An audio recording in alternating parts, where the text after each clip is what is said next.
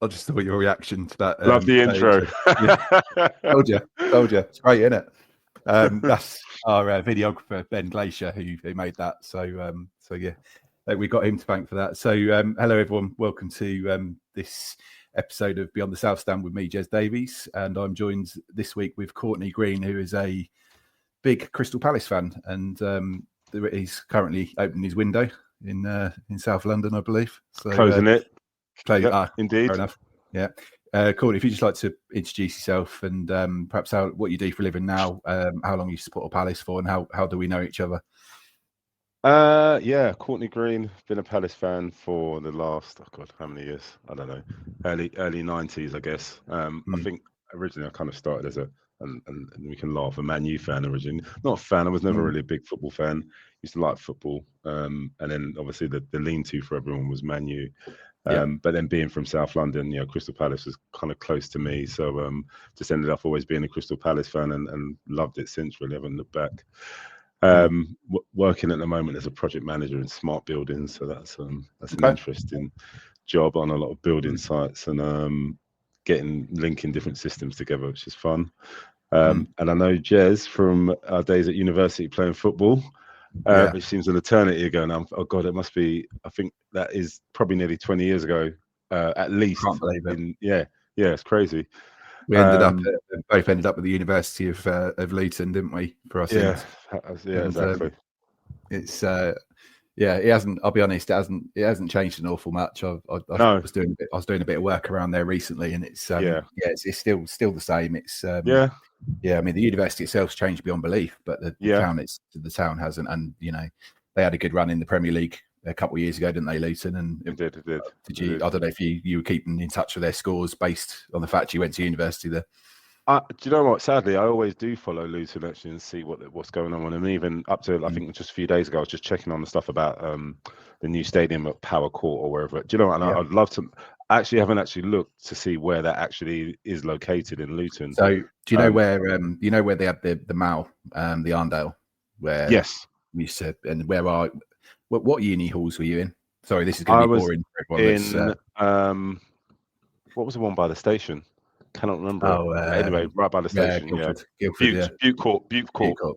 Yeah, there you go. So where Butte Court is, between Butte Court and where the church is, St Mary's, just opposite there. So it's going to be built. Okay, so very central in between the two train stations as well. So it's going to be a really good location. And fair play to them. I think they're still cracking on with it. They built the foundations and all of that is going in. So even being relegated to League One, they're still cracking on with it. So welcome along. And I think the reason we're doing these over the summer is just to talk to some fans that their clubs have won something. I made this joke last week, and we don't win a lot as Norwich fans, so we see our team. It's always nice to kind of hear. Pain. It's always nice to hear from fans of clubs that have won something. And I think Norwich and Palace have shared a lot of history down the years, and a lot. It's not the game at the start of the season. Actually, we haven't mentioned that yet, but yeah. That was an interesting game. But no, I think we have shared some a similar sort of path. Maybe not in recent years, but it was really promising and really pleasing for a Norwich fan's perspective to see a team like. I'm going to use the phrase, a team like, a team like Palace to go and win the FA Cup. I mean, how was that for you as a fan? Did you go to the game? I did. I went to the semi, brilliant, and I went to the final. So the semi against Villa was a really good game. Was it 3-0? Yeah, 3-0. They just weren't in it at all, and I think the fans at Palace at the semi were just as they usually are, loud and proud. Really good game. I mean, even the Villa fans were kind of like, we want you guys to go and win it now. And that was an exceptional game. And then again, saw that it was going to be City in the final. I was like, okay, here we go. But I guess I was quietly confident. I know it's easy to say now, but there was a slight bit of confidence considering the season that City had. So it wasn't like it was like, we're going into this. I mean, I think I was probably more confident now than I was in 2016 against Man U. And went again with my cousin, and the first goal went, well, the only goal went in, and it was it was a tense game, and again to see 10 minutes come up on the clock towards the end was I hate saying nerve-wracking, and all these emotions that I hear a lot of football fans talk about, I did experience them, and like 10 minutes going by very slowly, like looking around every ball that like kind of rushed past the goal. I felt it, and at the end, again surprised me as well. A few little tears came out at the end because it was just like, yo, this is this is Crystal Palace winning it. I could see everyone around you as well, just randoms, just like hugging each other, and it was a good day, and I'm glad I experienced it anyway. No, that's amazing, and I can hear the passion and the emotion in your voice that you've done it, and it was I can only imagine what it would be like to reach the FA Cup final, because I've never seen it for Norwich, and I mean the closest thing I can remember is when we reached the playoff final in 2016. I think it was 2016. I think it was, and we beat Middlesbrough 2-0, and then obviously because we won that game, we got promoted to the Premier League, and it's a bit. I don't think it's the same. It's probably a much watered down version. No, it's not. And as I said, I think 2016, I never got to go to the final, so I was at a wedding, and I had to watch it sitting in the car park at this wedding on my phone. And again, that was heartbreak. But no, this time it was just different, and I get it from other fans. I've heard West Ham fans talk about it with the Europa Conference League, and I guess obviously we've had Tottenham as recently won it. I still think it's different for Palace because Tottenham think they should be where they are, so they won that competition. It was just it was very different for Palace, and I think we did deserve it. There's been a lot of bad years, a lot of good years as well, but I guess when the club nearly going out of business in 2010, and then kind of solidifying their place in the Premier League, as I said, I think us and Norwich had probably been two of the teams that have gone up and down the most at one point in the Premier League. So and then we've had years, we've had some good years. We've had a few good players come through in the Premier League, and lots of teams have courted those players, and they've left, and we've kind of carried on succeeding. But we just haven't sometimes had good cup runs, which has been sad for me, because I always go, well, we're not, we're finishing 12th in the league, 10th in the league, 11th in the league. Why are we not having a cup run? Like, we should be putting all our eggs in that basket. And look, if we finish 17th next year and did have another cup run, I'd be happy with that. It's it's reality, unfortunately. And where did you? Sorry to interrupt. Where did you finish this year? Was it 11th or 12th? I feel like it was 11th. It was irrelevant at the end of the season. At that point, I was just happy to finish it. But I think it was 11th. We got our highest points tally as well that we've ever had in the Premier League. So kudos to Oliver Glasner and the team.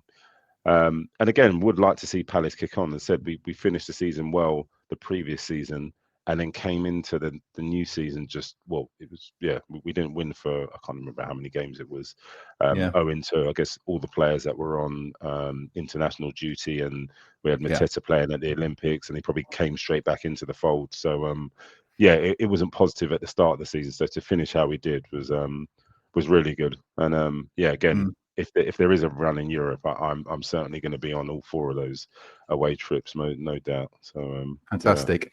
No, I think the end of last season, I could sense that Palace are on something, and you obviously had the lad that went to Bayern Munich, was it Elise? Elise, and you had Eze and Mateta started playing well, and it was like, I actually thought you would make Europe this season. But I never thought you'd do it that route.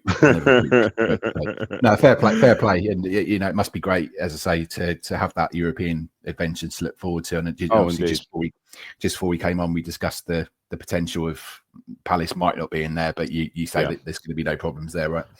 From the positive news I've heard, there's not really a case for Palace not to be in there. We've had, I think it's Man City and Girona who are part of the same group in the league. I think Man City, I think it's Pep Guardiola's brother or something, is part of the club, and then we've had a number of other teams that are part of the same group and things like that. So they are definitely associated. Palace have no links with Lyon.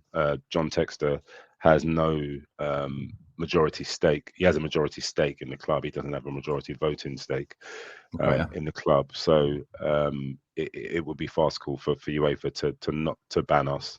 That said, they could put anyone else in our place and probably make a lot more money for it. You know, Palace aren't a fashionable team, so why would they want us in there? But no, I've got my fingers crossed. I'm ready to get my membership again and get those away games, because it was good. I like the away games as well. I like to every time when we were in, I think go back to 2012, 2013 in our promotion season, went to a few games at Birmingham and Nottingham Forest, and the away games are the ones that kind of make it fun. So to have a day like Wembley would be good. Oliver Glasner's got history in Europe. He's won Europa League with Eintracht Frankfurt. So who knows? The sky's the limit. So I think he's a great manager, and I think he's galvanised because you had obviously Hodgson before, didn't you? And we did. He was a good stopgap, and he knew his way around. He did around the corridors of Selhurst Park, shall we say? But I think you needed someone that was a little bit more astute, and as you said, someone that knows their way around a European competition, and that's proved to be a good appointment, I think, hasn't it? Indeed, yeah. I mean, when Palace went for him again, it was the normal. Like we'd obviously had Roy. Then we had Vieira in, and that kind of went well for a season. We got to the FA Cup semi-final, then got hammered by Chelsea in it. And then Roy came back, and one of my frustrations with Roy was kind of the negative football. And I always say Palace had a good team, and have had a good team for years. So again, as I kind of alluded to before, the minimum I wanted at times was a good cup run. If the league didn't go so well, so be it, because we never had the squad for that. But there was definitely opportunities, prior to us winning this cup now, to do well in the league, especially in the League Cup and then the FA Cup, and we didn't do that. So Oliver Glasner came in, and it just went 0 to 100 straight away as soon as he came in. I think it was February he came in, after Roy kind of was taken ill. And the team just, I don't know, they just gelled. Something just gelled, or something just clicked. And Mateta lost a lot of weight. He looked good when he first came into Palace, and then I don't know, the way that Roy was playing him, it just didn't suit his game. And then I think, was it Eze? I don't know. Eze was kind of, he showed flashes at times, but it just wasn't there. The end product wasn't there. And then him and Lelise something just clicked with all of them, and been good. And then this season we've brought in Ismail Assar, who's at Watford, good player, and very good player. And I didn't know how to receive him. We'd looked at him years before, but I think Watford wanted 30 odd million at the time. So it was interesting that he'd gone to Marseille, and then I guess hadn't done well there, and we just kind of picked him up. And I mean, he's been a revelation. I can't believe it. He's very direct. They say he's pacey. He never looks that pacey to me, but I mean, he got a good number of goals this year. He just slotted in there. So it's been a good season from that point. And said with Glasner at the helm, I think Europe will be a good opportunity for us to maybe win silverware back to back. Who knows? No, definitely. I mean, I went to Palace earlier this, or should I say last season? I went to. I think I actually texted you last minute, didn't I, to see if you're about? You did. I did. I think were you away on holiday? I think, or something. Just I think so. Yes. Yeah. To Italy, I think, wasn't it? From memory. Yeah, I said it's weird because my membership I kind of had it for a bit. I think when Vieira was there. And then Roy came back in. I said, I can't watch this football anymore because, you give up your Saturday or whatever day of the week it is, whenever they're crazy scheduling now. Yeah. And the football at times was dire. So I never renewed my season ticket, my membership. Of course. But I definitely will be renewing it this year and be going to a lot more games. I mean, my points, I've got enough points to kind of get decent seats on games. So I do want to get to a few more this year, but the team make it exciting for fans now. I said Palace fans will always get behind the team. We're not kind of I don't know, a Chelsea fan where we're getting angry because there's an expectation. There isn't an expectation. I guess with Palace we do expect the teams to play, and I guess they're rewarded with a good crowd. And said we saw that at the semi-final and definitely the final, completely out singing Villa and City. So yeah, I'll be there next year. Good. Looking forward to it. Yeah. Yeah, well, maybe we'll play you in the cup. We always seem to get you in the cup competition, so That'd be interesting. Yeah, I'll do an away day. Yeah, I was gonna say I'm looking forward to my annual trip to Selhurst Park. But, if it's Carrows, you're always welcome, mate. You know that. Oh, indeed. So, yeah, definitely. Have a few drinks. But, yeah, too right. I mean, is there any other games? Obviously, I mentioned the one earlier this season, but any other memorable games where Norwich and Palace have come up against each other down the years? I always remember our opener, 2004, 2005. I think I want to say Huckabee may have scored the first goal, and I think AJ scored the equaliser. That was a 1-1. So I always remember that. Yeah. I'm trying to remember. I feel like we probably won the reverse fixture after that. Yeah, you did. I went to it. Yeah. It was 3-0. I went to it. It was really windy that day. Yeah. Really windy. Yeah. And Palace seemed to deal with it better than Norwich did. But that sticks in my mind. Yeah, that sticks in my mind. Any memorable games in terms of other teams? Again, particularly remember, funny enough, I was at Luton. I feel like it's 2006. I was saying just at the start. 2006, I think we beat Liverpool in the League Cup at the time, 2-1 maybe. Again, interesting. That's when Palace were just still, a championship team. So again, that was a big result for us. I think the one probably that sticks in my memory is the famous. Actually, again, didn't think about it at the start, but Istanbul, where we came back from 3-0 down at Selhurst Park, which I guess in essence stopped Liverpool winning the league. That one sticks in my mind. And then, never heard that before. That's brilliant. Have you not heard that? Okay, yeah, that's brilliant. Google that. Yeah, Google that. That's on the internet. Istanbul. I get chills with that. I think Dwight Gale got 2. Damien Delaney got 1. Yeah. And then there's also the FA Cup final, sadly, 2016 against Man U. Pardew with his famous dance, which he got slaughtered for, which I don't understand why. He's a manager in an FA Cup final. Why would you not enjoy it? So that was a sad one, but there's been lots of good memories. I said I've had lots of good memories as a Palace fan. Many games. I think even my first game, I remember going and watching Palace against Man City. My dad's a City fan, funny enough. And I remember my brother was an Arsenal fan. I remember saying to him, Darren, there's this guy, he's at left back and he's amazing. And we had Ashley Cole on loan and he was just rapid up and down the left wing at the time. And really, that game sticks in my mind as one of my first games. I want to say that was maybe early 2000s. Yeah, sounds about right, doesn't it, Cole? Yeah, 2001 maybe, something like that. So that will always stick in my mind. So there's been a good few games. Yeah. Well, we had. God, how could I forget? Actually, I'm saying this. This is crazy. It's weird. Brighton Palace semi-final of the playoffs. The Wilfred Zaha 2 goals. Oh my God, that I do get chills watching Wilf. And again, Wilf being one of my favourite players at Palace. I think. He's haven't he? Yeah, definitely. Sad that he wasn't there to kind of experience this. I would have loved him to be there. I think he deserved it for what he did for Palace. And again, I've seen a lot from Palace fans sometimes slating Wilf. He was there and he had Palace at heart and he got us through a lot of tough times. So I don't think he gets the credit he deserves. I think people's minds are very, very short about things that have happened. And he did get a bit petulant towards the end. Yeah. But my God, on his day, he was a player to watch. So, I wish he was there too. He is in America at Charlotte FC. He had some problems. Yeah, he won the league, obviously, in Turkey, but then fell out with the manager, or the manager didn't like him. He went to Lyon, and with their money problems, which again is fast call that they're in Europa League because they can't buy anyone. He left Lyon, and I think he was on Lyon on loan, and he's gone to America, I think, for a two-year loan. So he can't. It wasn't an opportunity for him to really come back to England because of the tax rules. If he'd come back to England, he would have paid like a crazy amount of tax. So he was never going to come back. But it's interesting that the manager. I've just had to Google this because when you said it, something went off in my head.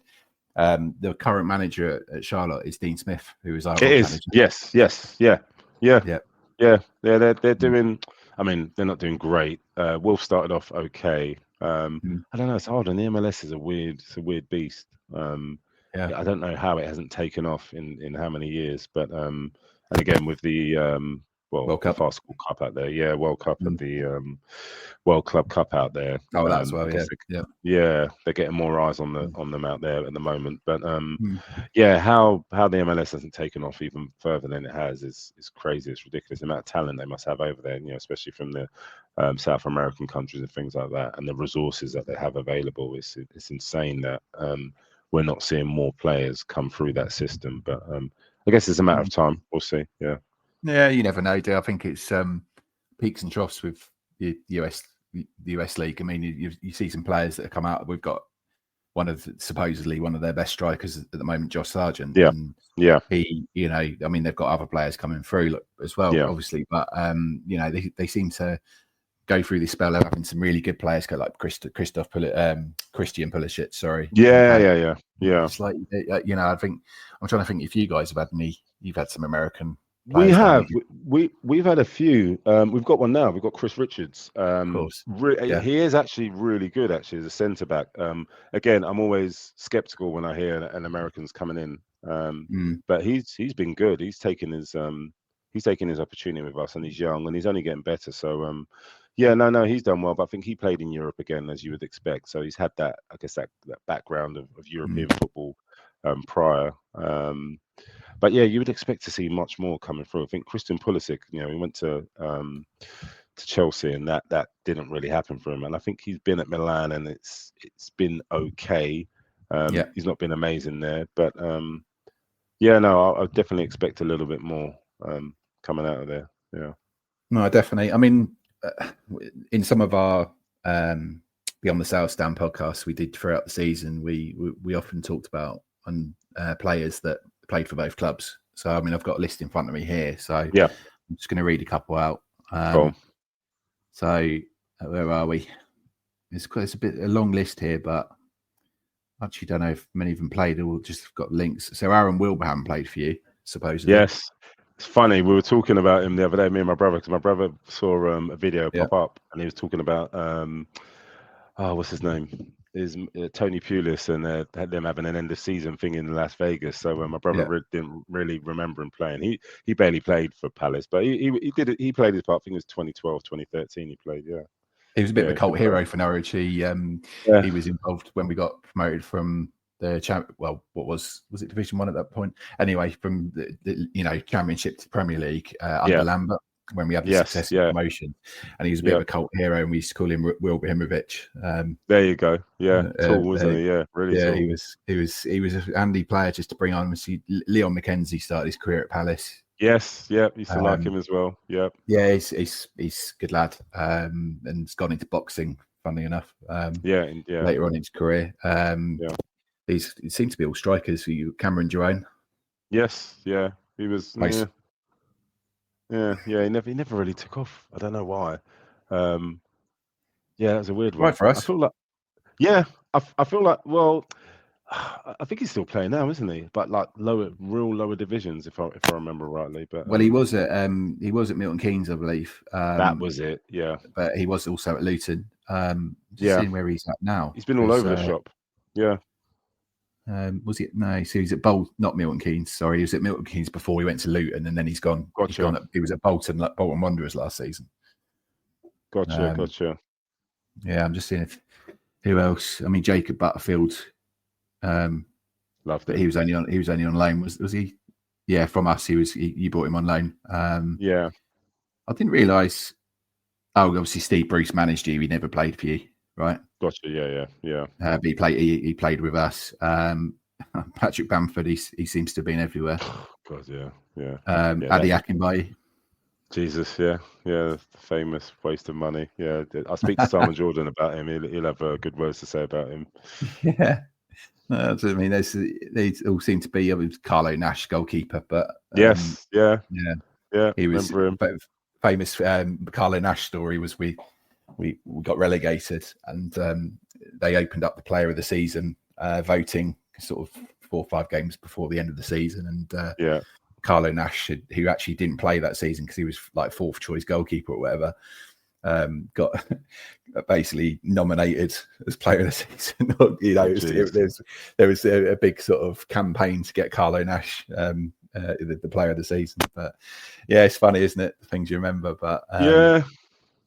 So what's next for Palace next season then, Courtney? What's next? Predictions? Well, let's get this Europa League thing resolved. Yeah. And yeah, I think we could have a good season in Europa League. I've already looked at the teams that are in it, so I don't think there's anyone.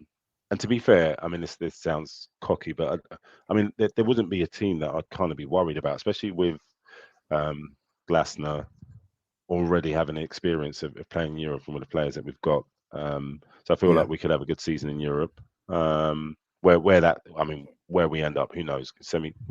Quarterfinal, semi-finals, I don't know. To be honest, we get through the group stages. I'd be happy with that. In terms of the cups, I don't know. A good cup run would be good. We've got a decent enough squad. I think the players should come back refreshed, hopefully, the ones who have a proper holiday, and hopefully the lessons of last year have been learnt in that, if players have been on international duty, give them an extra 2 weeks. Don't let them just come back, and because we sacrificed that at the start of the season. Let them get their break in and bed in. So yeah, a good run in either of the cups. I'll take the EFL Cup. Why not? And then the league. I mean, Palace for years have been threatening, us. We've been in the league, we've been in the Premier League now, sustained in there since 2013-14 was our first season back. So what was it? I think this is season 12. So for us to kind of break into the top 10 and be pushing for a European place, I don't think that's out of the question with the players we've got, the manager we've got. I guess there should be some money to spend for Palace. We've got Eddie Nketiah's season to take off, so we've got him as a backup striker. We still got Eze there. Should he stay? Should he go? Well, I'd hope there'd be money to spend and bring someone else in, bring 1 or 2 more players in.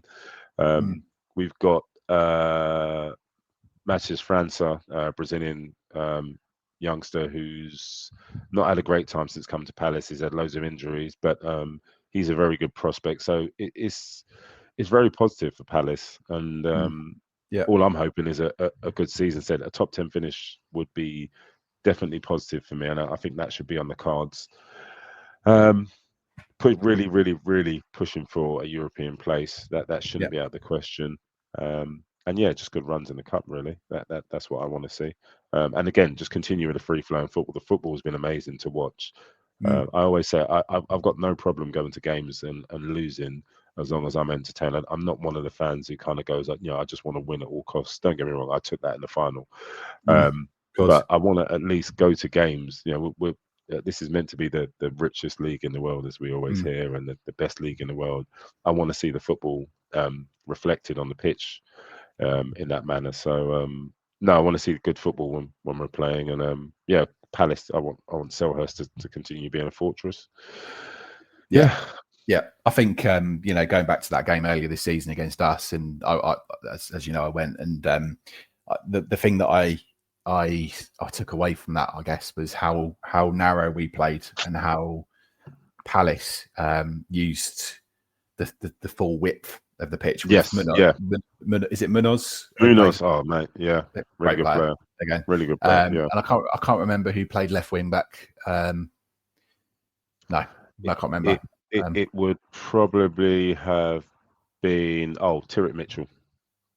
Yeah. I think it was. But I mean, I think what it was you guys had a really poor start to the season, as you and we Carabao Cup isn't our priority, or wasn't, at least wasn't our priority, and it never would be for a championship side. But so we played our B team as such, whereas you guys needed the win, so you put your first team out. But I think the point I was getting at was, I think you talk about exciting football. Well, when you've got those wing backs coming up that are making the pitch as wide as possible and creating the gaps in the middle. And you could see that Mateta's scored probably one of the best goals I've ever seen. It was like an open kick volley from the edge of the box. Yeah. It was super. I watched it just before we came on. Yeah. It's funny. Sorry, just taking something you said there, just about it not being your priority. I always think that's crazy from fans because. I said the cup, anything can happen, and like you said, it's not just a cliche. Anything can happen, and that's the thing I like about Glasner. Every match he wanted to win. We've got, and again, more so, as a Premier League team, I get it because we've got the resources at hand, but. We've for years and years and years, in those early rounds, we've had the teams available. We've had the players available to put out. So why would you not go for those games? There's a 24-man squad, so you should be rotating. So I said I lived for those games when I was at Palace, especially as a Championship time, because you knew some of the bigger teams would kind of slip up, or it's a Tuesday night or whatever day of the week it was. Then what they weren't expecting. For the so-called smaller teams to kind of give them a run, but no, Oliver Glasner never ever looked at a game and went, right, I'm putting out a weakened team. It's a full strength team, and I guess that's why we've done well this season. So I'd like to see more teams do that. No, it's good. I think the point for Norwich there is the fact that. You mentioned the word resource, and a Championship side that been in the Championship now for 3 years. We're going through a bit of a transition in terms of ownership. We just don't have, or at least didn't have that monetary kind of support, I guess, to kind of have that. But something that I think that they're looking to address this transfer window. And hopefully we can we can see a few more players come through the door. We've got a new manager now, Liam Manning, who came in recently from Bristol City. And don't want to talk about it too much because we did a special on it, but he took a team, Bristol City, that perhaps wouldn't have thought they were going to be in the playoffs. So perhaps overachieved slightly with them. So with a club like Norwich that probably do have a little bit more resource than.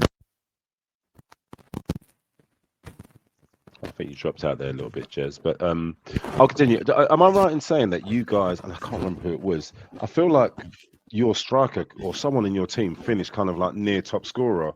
Am I right in saying that in the Championship? Oh, you've dropped out a little bit. Yeah. Can you hear me? There you go. I can hear you much better now. I can actually hear you, yeah. All right, well, I'll leave the headphones off then. Still here. What the signs? Yeah. I was confused. I was like, hold on. So, I mean, I regularly watch Championship because, I think that's my bread and butter anyway. But I was just kept on looking every month. I said, how's this guy kind of near top scorer? And it made no sense. I was like, I kept on seeing Norwich just every week just kind of slipping up or losing, like sometimes getting a 3 or 2-0 loss. But this guy was still sitting there. So I guess that's a positive for you guys at least. Yeah, I mean, well, two things there is he scored pretty much all of his goals before Christmas. Fine. Before being banned for 6 games for spitting. There you go. Mepham at Sunderland. Okay. Yeah. I think he was on something like 15 goals. He had a really good start to the season. He scored, like, if you type him into YouTube and look at some of the goals he scored, they're all like 25-yard stunners, Jeez. Okay. He doesn't do tap-ins. But the problem was, I think his head was turned in January. And it was like, right, well, I've done really well. I want to move. And I think he's been linked with a lot of teams in Europe. I think he wants to go back to Spain. He's what's the region where the club where you can only play for him if you're from that region? Is it Bilbao? Maybe Bilbao. Yeah. So he's been linked with them. Okay. I mean, Josh Sargent, he has been linked with me, but I maintain I don't think he's going.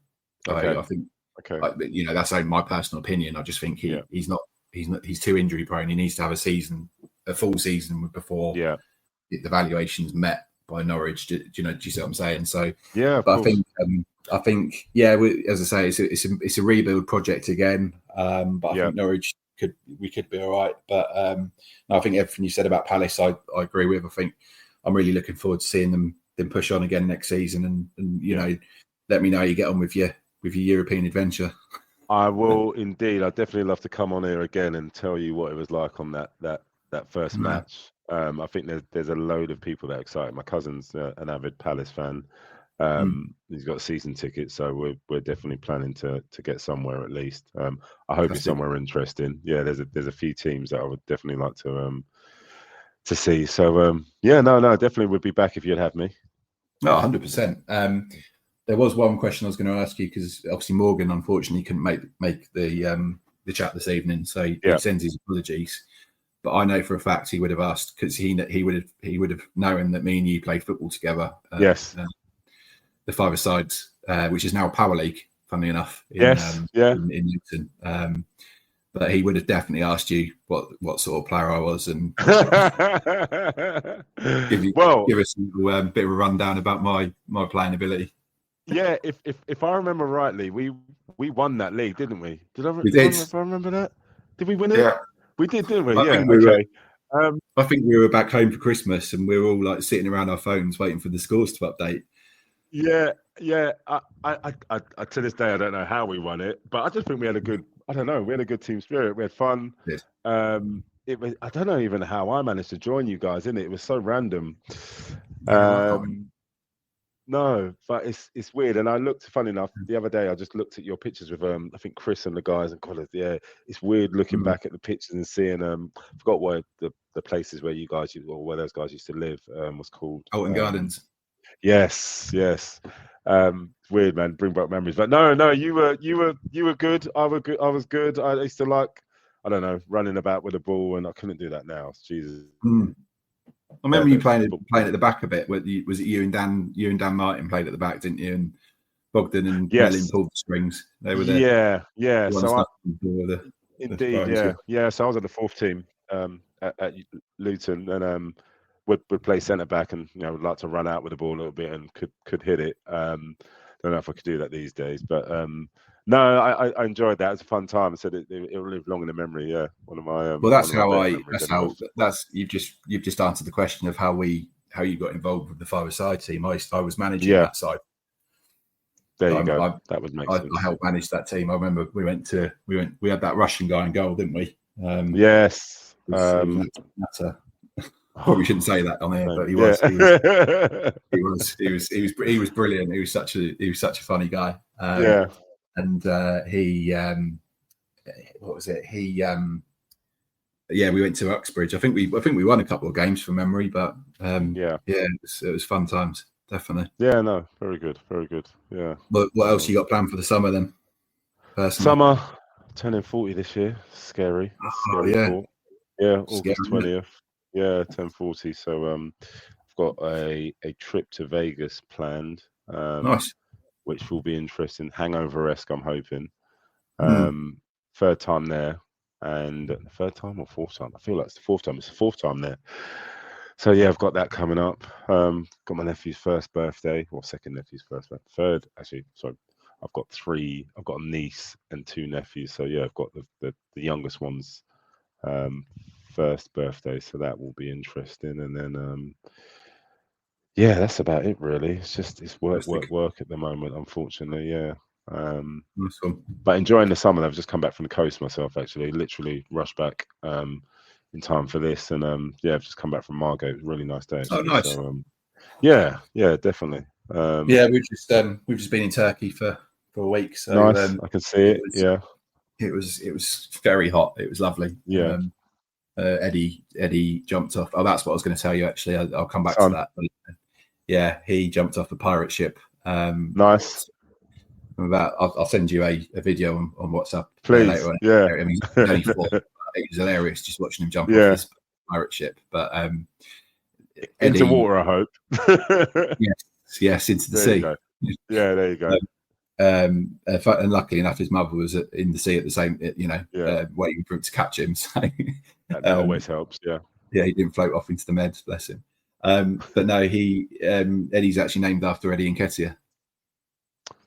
So it's funny. He interestingly, because was he at you guys for a bit, or was it? No, he was at Arsenal. So Fiona, but it was at half. She's an Arsenal fan, and Eddie Nketiah scored 2 goals in a Carabao Cup game at the Emirates.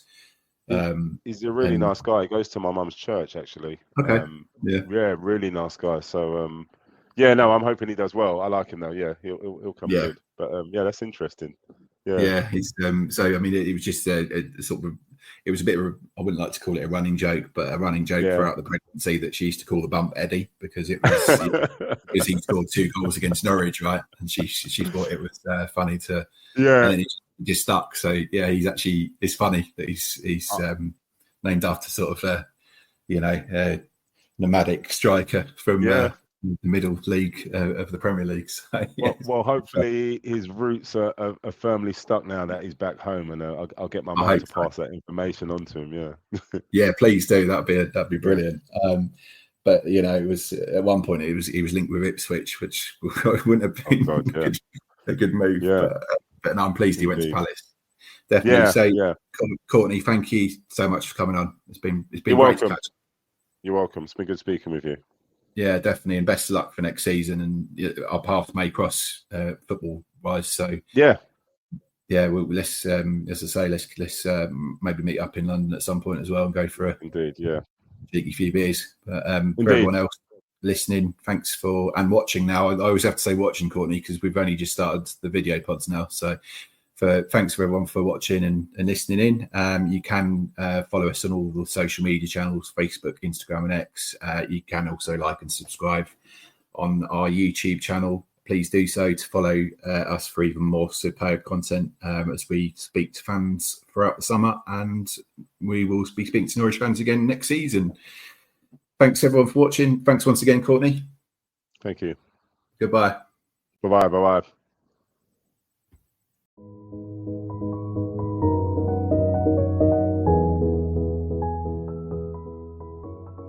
That's it for this episode of Beyond the Barclay. Thanks so much for listening. Your support means the world to us. Don't forget to follow or subscribe on your favorite podcast platform and leave a review if you enjoyed the show. You can also catch all our episodes on Apple Podcasts, Spotify, and YouTube. And if you've got any questions, stories, or topics you'd like us to cover, get in touch. We'd love to hear from you. Until next time, on the ball, City.